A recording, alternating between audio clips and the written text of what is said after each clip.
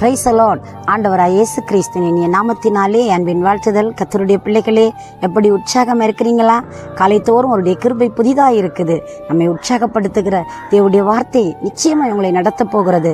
இந்த நாளிலும் உங்களுக்கு ஒரு வெற்றி, இந்த நாள் உங்களுக்கு ஒரு சமாதானம், இந்த நாளிலே உங்களுக்கு சந்தோஷம். நிச்சயமாய் கர்த்தருடைய வார்த்தையானது உங்களை தைரியப்படுத்த போகிறது. இந்த நேரத்திலே 16வது சங்கீதம் 8வது வசனம் இப்படி சொல்கிறது: கர்த்தரை எப்பொழுதும் எனக்கு முன்பாக வைத்திருக்கிறேன், அவர் என் வலது பாரசத்தில் இருக்கிறபடியால் நான் அசைக்கப்படுவதில்லை என்று சொல்லப்படுகிறது. அன்பு பிள்ளைகளே, நம்முடைய வாழ்க்கையில் நம்ம யாரை நம்மளுக்கு முன்பதாக வைத்திருக்கிறோம்? யோசிச்சு பாருங்க. இதை எழுதினவர் சங்கீதக்காரன் தாவீதுடைய சங்கீதம். அவர் சொல்லுகிறேன், கர்த்தரை எப்பொழுதும் எனக்கு முன்பதாக வைத்திருக்கிறேன். இன்றைக்கு மக்களுடைய வாழ்க்கையில், தேவ பிள்ளைகளுடைய வாழ்க்கையில் அநேக விடயங்களில், அநேக சந்தர்ப்பத்தில் அநேக நபர்கள் வந்து அதை இடம் பிடித்து விடுகிறார்கள்.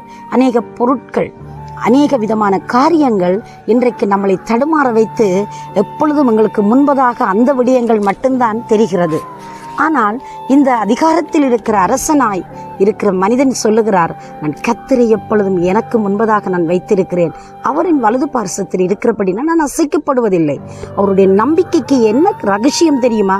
கர்த்தரை முன்பதாக வைத்திருக்கிறார். நான் அசைக்கப்பட மாட்டேன், நான் தோற்று போக மாட்டேன், நான் வீழ்ந்து போக மாட்டேன், எனக்கு எல்லாம் ஜெயமாய் மாறும் என்று சொல்லி அவர் சொல்வதற்கு என்ன ரகசியம்? அவர் கர்த்தரை எப்பவுமே தனக்கு முன்பதாக வைத்து தன்னுடைய காரியங்களில் எல்லாவற்றிலும் தேவனுக்கு முதலிடம் கொடுக்கிறார்.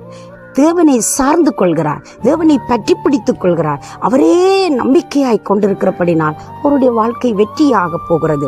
அது மட்டுமல்ல, அவருக்கு அசைவில்லை, அவருக்கு பயம் இல்லை. எந்த சூழ்நிலையிலும் அவர் வெற்றி பெறுவேன் என்ற தைரியம் அவருக்குள்ளே எப்பவுமே இருப்பதற்கு காரணம் தேவனே நம்பிக்கொண்டிருக்கிறதுங்க. அன்பு பிள்ளைகளே, ஆண்டவராய் இயேசு கிறிஸ்து பூமியில் இருந்த நாட்களிலே அழகாய் படிப்பித்தார். முதலாவது தேவனுடைய ராஜ்யத்தையும் நீதியையும் தேடுங்கள், அப்பொழுது இவைகள் எல்லாம் எவைகளுங்க?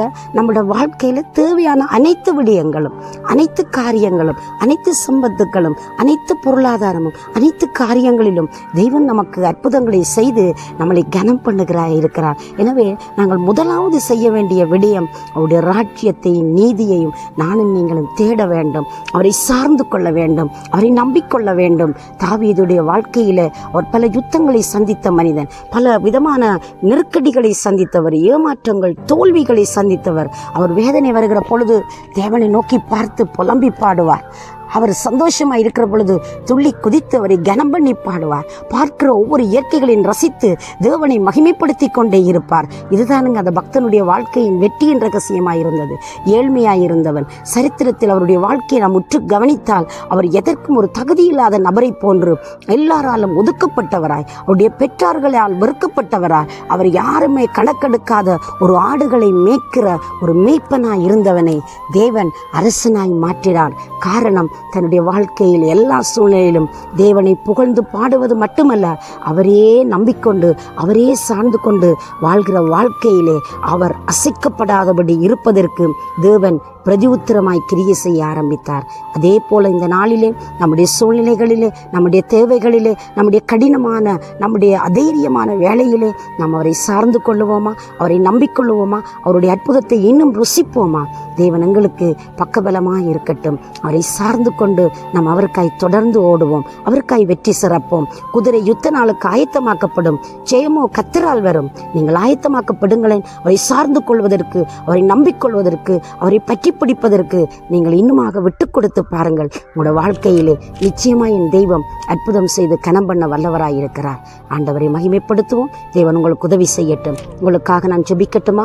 சர்வ வல்லமை உள்ள நல்ல ஆண்டவரே, இயேசுவின் நாமத்தில் உங்களுடைய பிள்ளைகளுடைய வாழ்க்கையில் ஒரு அற்புதம் செய்து, அதிசயம் செய்து, உங்களுடைய வாழ்க்கையில் வெற்றி சிறக்க பண்ணுங்கப்பா.